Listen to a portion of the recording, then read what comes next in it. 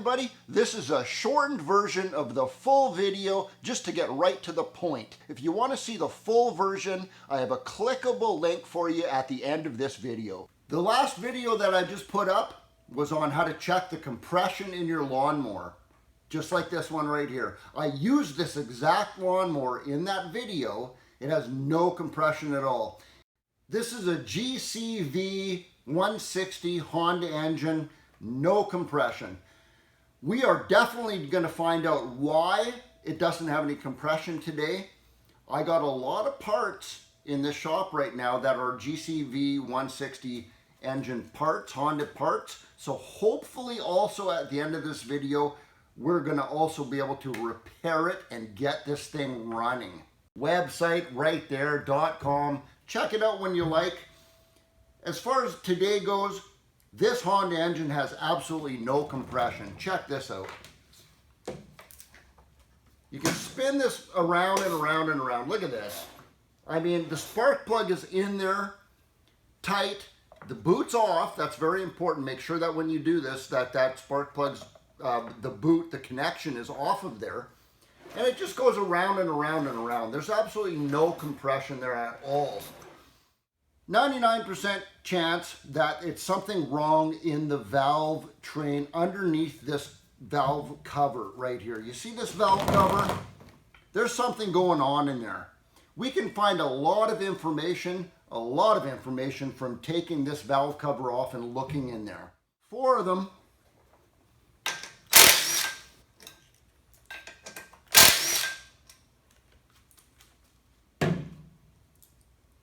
Put those aside. Now, guess what?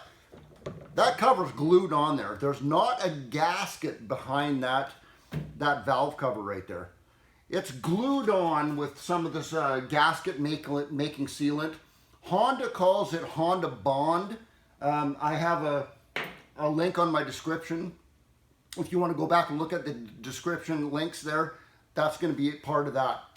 But when we pull that off, there's going to be some residual engine oil that's in that valve cover right there is going to come out. So what I do usually is just take an old rag and stick it underneath there so it doesn't make too much of a mess like that. Now we have to actually pry that cover off of there. Flat screwdriver. Sometimes this is a little bit of a challenge for you. You work on one corner. Just be as careful as you can so you're not bending that cover too much. And you know what? I already got the starter off this thing. It's going to make it a lot easier if I just pull that off. See how I did that? The starter's off of there. That just pulls off like that. Now we can kind of get a screwdriver in there a little bit better. And we got to just work one corner is what I usually do. And you're going to hear... Once you get that one corner off, you're going to actually hear that gasket making sealant stuff start to rip. You can hear it start to rip and tear. And once you get that, you probably can't, nope, boom, just look at that. Check that out. Let's get that out of the way. Look at that. That valve cover came off and it is glued. There's a little oil in there. See that little oil there? And look at all that oil that just poured out of there. It's not that big of a deal. It's going to just soak on your rag there a little bit. You know what I usually do in this case, because sometimes if your engine oil is a little bit full, it's going to keep coming out. Jack your front of your engine up like this and hold that nose of that up somehow like that.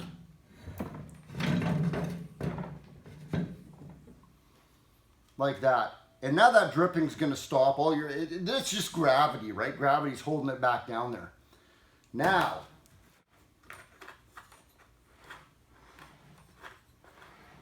oh, there it is right there.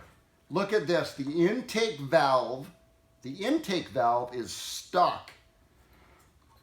This right here is your exhaust valve. I'm turning the engine over and watch this. The exhaust valve goes in. Now that exhaust valve right there is open, and I keep turning it over and it instantly springs out. This is your intake valve right here. Look what's happening.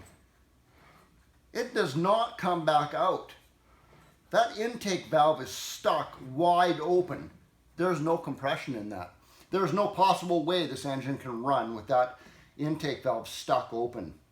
If you let an engine sit for a long period of time, we're talking maybe 1 or 2 years maybe, the gasoline that has been coming in there and coating that intake valve starts to get gluey. If you let it go really long, it turns into this little green crust kind of stuff. But that's stuck right there. It ain't coming out. That is just wide open intake valve right there. That's why it doesn't have any compression. Take this is super easy to do this, you guys. You take this little rocker arm off. You just push this pin up like that with your finger and pull that little pin out of there. Not even any tools required. You pull that pin out and then the whole rocker arm thing just pulls right out of there. Now there's your intake valve. You can see how the exhaust valve, that's the one that's closest to your muffler, springs in and out just like that. That's how it should work. Nice and free. This intake valve right here, look at that. You push it in and it doesn't come back out. It just stays in. So that's your valve is wide open. There's no compression in there. We need that intake valve to be just as free and just as unsticky as that exhaust valve right there. I've done this many times. I think that we need to just clean that. And I think we can, I don't even think we need to take the carburetor off, to be honest with you. I think we just need to clean that stem right there. Normally, I've done this so many times in my life, I use just choke cleaner, carb cleaner, whatever you got, and it's gonna kind of melt that gluey stuff and make that valve start popping in and out a lot freer, and unstick the valve is pretty much what we're doing. I am actually dying to try this stuff that my brother showed me, this concoction that he told me about a long time ago. Again, you know what, if you want to know how to make this stuff, again, in the information button at the end of this video, I'll put that link up there for you on how to make this. I'm gonna try this. I just got to do this. Again, if you don't have this stuff, carb cleaner will work, but I'm gonna use this. What we do is we just squirt some of this stuff on the back of the valve stem right there.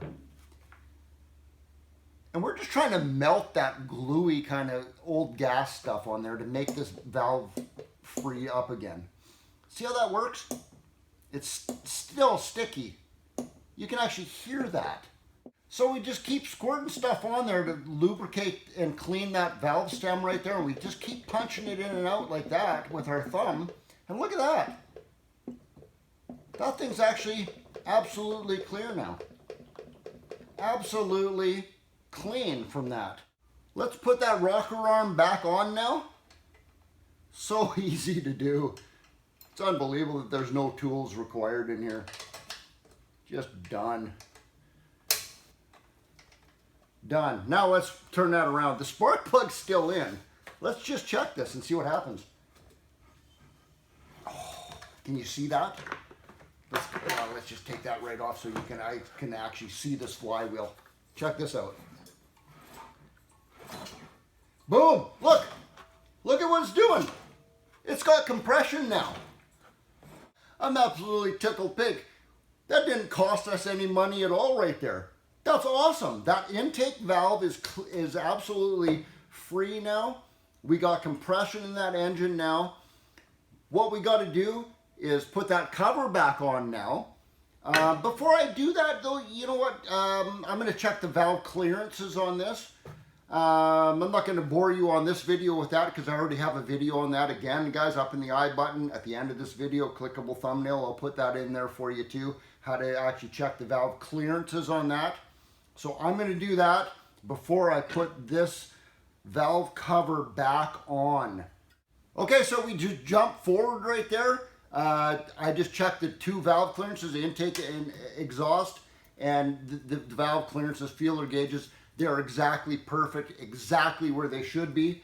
So I'm not even going to worry about that right now. Let's just get this valve cover back on. So I just got that valve cover buttoned all back up on there again. If you want to know how to do that, just follow the instructions right on the back of whatever kind of gasket making material that you have. It tells you right on there how to do it. And on mine, it says wait an hour after you do that before you start the engine. So that's what we're going to do. And you know what? That gives me just enough time to actually put everything back on, put it all back together. Spark plug back on, starter, everything all back on. Okay guys, it's been about an hour and a half since I let that sealant dry on that valve cover gasket. So we're ready to start this thing now. I don't know what's gonna happen here, guys. Bear with me. We got compression now, but we're gonna throw the choke on this thing and we're gonna see how many pulls it takes to get this thing going. Bear with me, like I say, 5, 6, 7 pulls maybe, but let's just check this out and see what's going to go on. Choke's on.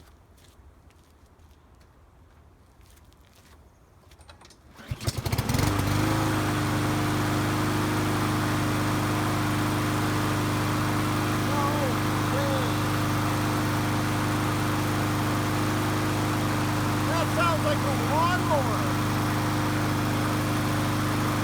Wow, I did not expect that to happen.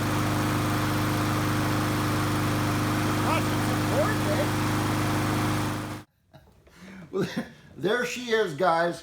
Wow. How much money did that cost us to just get that lawnmower running? It had no compression. It cost no parts. There was no parts involved. Well, like a little gasket making material, a little carb spray, something like that, but no parts involved. You just turned a junk lawnmower that couldn't run possibly at all with no compression, and you fixed it that easy. Now that's pretty cool, guys. Give me that thumbs up button, guys. Like it, subscribe to my channel, put some comments down underneath the video right here. Let me know what you think about that. If you got any other suggestions, you got something to say, that's awesome. Do it. Share this with your friends. Till the next video, guys, I hope that helped. Steve out. If you'd like to subscribe to my channel, click on that little button right there. If you'd like to see the full version of this video, it's a lot more detailed, a lot more in-depth, click right there.